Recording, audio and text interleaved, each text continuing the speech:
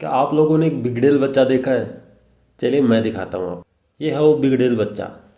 बिगड़ेल ऐसे कि ट्रम्प ने लगाए थे tariff, heavy tariff China India जैसी कंट्रीज़ के ऊपर पिछले साल अप्रैल के अंदर। और 20 फरवरी को अमेरिका की सुप्रीम कोर्ट ने लिबरेशन डे टैरिफ रेट्स को गैर कानूनी बता दिया। और 6-3 यानी कि 6 लोग उसके अपोजिशन में थे और 3 लोग उस टैरिफ पॉलिसी के फेवर में थे। तो 6-3 से फैसला आया कि ये टैरिफ जो है वो गैर कानूनी है, बिल्कुल अमानवीय है और किसी भी तरीके से ठीक नहीं है, तो इन्हें तुरंत रद्द किया जाना चाहिए।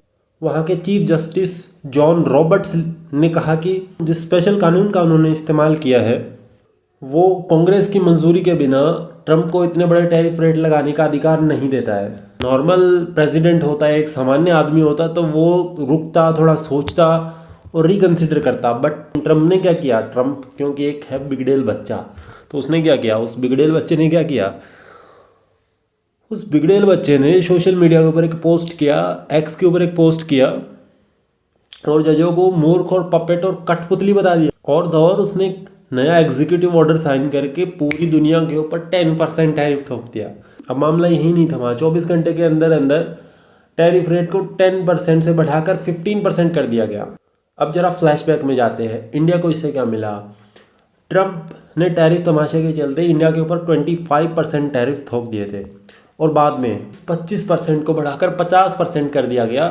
नए 25% रेसिप्रोकल टैरिफ के चलते, जो कि ट्रंप ने इंडिया पर लगाया क्योंकि भारत जो है वो रशिया से तेल खरीद रहा था, सस्ते दामों पर तेल खरीद रहा था।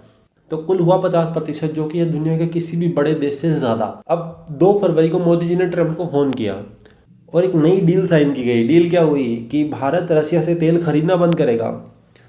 500 अरब डॉलर, एग्जैक्ट डेटा, 500 अरब डॉलर की एनर्जी, टेक और खेती के यंत्र अमेरिका से खरीदेगा। बदले में अमेरिका ने टैरिफ रेट जो है वो 50% से घटाकर 18% करने का वादा किया।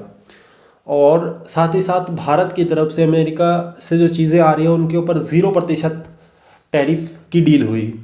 मोदी जी ने एक्स पर ट्वीट करके कहा कि शानदार घोषणा। पीयूष गोयल ने भी इसको ऐतिहासिक बताया।